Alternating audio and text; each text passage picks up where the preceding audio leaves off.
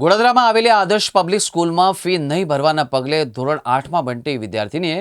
કરેલા આપઘાતના મામલે યોગ્ય પગલાં લેવા અખિલ ભારતીય વિદ્યાર્થી પરિષદ દ્વારા માંગ કરવામાં આવી હતી। ગોડાદરામાં આવેલી આદર્શ પબ્લિક સ્કૂલમાં અભ્યાસ કરતી ધોરણ 8ની વિદ્યાર્થીનીએ ફી નહીં ભરવાના કારણે શાળાના સ્ટાફ દ્વારા ગેરવ્યવહાર કરી વિદ્યાર્થીનીને ટોયલેટ પાસે 2 દિવસ ઊભી રાખી તથા તેને પરીક્ષામાં પણ બેસવા ના પાડી હતી। તેથી માનસિક ત્રાસથી કંટાળી વિદ્યાર્થીનીની આત્મહત્યા કરી હતી, જે સમગ્ર શિક્ષણ જગત માટે એક શરમજનક ઘટના ગણી શકાય છે।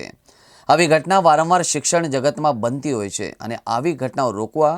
તેમજ ગોડાદરામાં બનેલી ઘટનામાં યોગ્ય તપાસ કરી દોષિતો પર યોગ્ય કાર્યવાહી કરવા અખિલ ભારતીય વિદ્યાર્થી પરિષદ દ્વારા માંગ કરવામાં આવી હતી।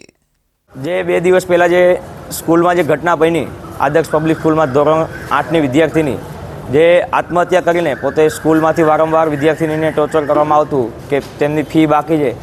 તો ફીને લઈને વિદ્યાર્થીનીને એક્ઝામમાં બેસવા નથી દેતા, વારંવાર વિદ્યાર્થીનીને લેબની બહાર ઊભા રાખે છે, સતત 5 કલાક સુધી વિદ્યાર્થીનીને ત્યાંથી હલવા નથી દેતા અને 2 દિવસ સુધી વિદ્યાર્થીનીને ટોયલેટની બહાર ઊભી રાખે છે। તો આને લઈને એક જે શિક્ષણ લેવલે જે પગલાં કહેવાય એ પગલાં સ્કૂલ દ્વારા યોગ્ય લેવામાં નથી આવતા અને આમાં કાંઈ ને કાંઈ વિદ્યાર્થીનીઓ સ્કૂલે જવા માટે પણ ડરે છે કે સ્કૂલ પ્રશાસન દ્વારા આવા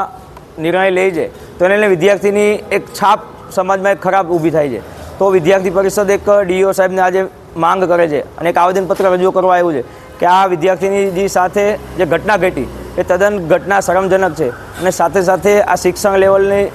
દ્રષ્ટિએ જે પણ આ સ્કૂલ સંચાલકો, પ્રિન્સિપાલો અથવા સ્કૂલના અન્ય કર્મચારીઓ સંડોવાયેલા હોય એની ઉપર કાયદાકીય કાર્યવાહી થાય અને સાથે સાથે વિદ્યાર્થીનીને યોગ્ય ન્યાય મળે, કેમ કે આગામી સમયમાં જો આનો ન્યાય નહીં મળે તો સ્કૂલોમાં એક વિદ્યાર્થીનીનો ભય બની જશે કે વિદ્યાર્થી પરિષદ અને સ્કૂલ દ્વારા જે હેરાન કરવામાં આવે છે, વિદ્યાર્થી પરિષદ હંમેશા વિદ્યાર્થીઓ સાથે રહીને એમના માટે કામ કરતું હોય, તો વિદ્યાર્થી પરિષદ માંગ કરે છે કે જો આગામી સમયમાં ડીઓ સાહેબ દ્વારા યોગ્ય નિર્ણય લેવામાં નહીં આવે સ્કૂલ પ્રશાસન દ્વારા